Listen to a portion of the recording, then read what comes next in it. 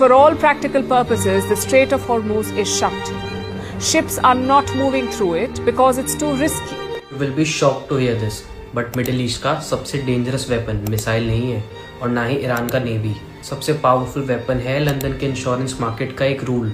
और अगर आपको समझना है कि रियल फाइनेंशियल पावर क्या होती है तो समझो स्ट्रेट ऑफ हॉर्मज़। ये एक नैरो सी रूट है ईरान और ओमान के बीच, और शॉकिंगली दुनिया का लगभग 20% ऑयल इसी रूट से पास होता है। मतलब अगर ये रूट डिस्टर्ब हो गया तो petrol prices, inflation, global economy सब हिल जाते हैं।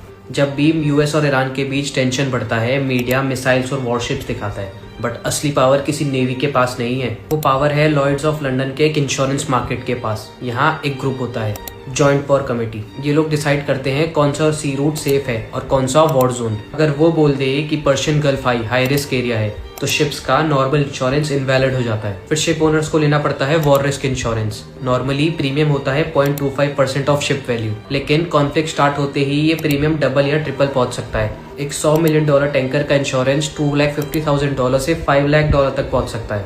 बट ईरान का रियल स्ट्रेटेजी यहाँ आता है। ईरान को हर शिप अटैक करने की जरूरत ही नहीं है, उन्हें बस रिस्क का फियर क्रिएट करना है। एग्जाम्पल देता हूँ, ईरान कभी कभी शिप्स को रेडियो वार्निंग भेज देता है, एक ड्रोन अटैक कर देता है या एक टैंकर को सीज कर लेता है। बस अब इंश्योरर्स क्या बोलते हैं, ये एरिया अनसेफ है, और प्रीमियम्स बढ़ जाते हैं या इंश्योरेंस कैंसिल हो जाता है। अब सोचिए शिप ओनर की सिचुएशन, उसके पास $200 मिलियन का टैंकर है और उसमें $150 मिलियन का ऑयल। क्या वो बिना इंश्योरेंस के वॉर जोन में जाएगा? बिल्कुल नहीं। तो क्या होता है, शिप्स खुद ही रुक जाते हैं। कोई ईरान की नेवी उनको रोक नहीं रही, फिर भी शिपिंग स्लो हो जाती है। और जब शिप्स रुकते हैं, ऑयल सप्लाई कम हो जाता है और प्राइसेस स्पाइक हो जाते हैं। रीसेंट टेंशंस में ऑयल प्राइसेस 10 से 15% तक जंप कर गए हैं। तो कंक्लूजन क्या निकला?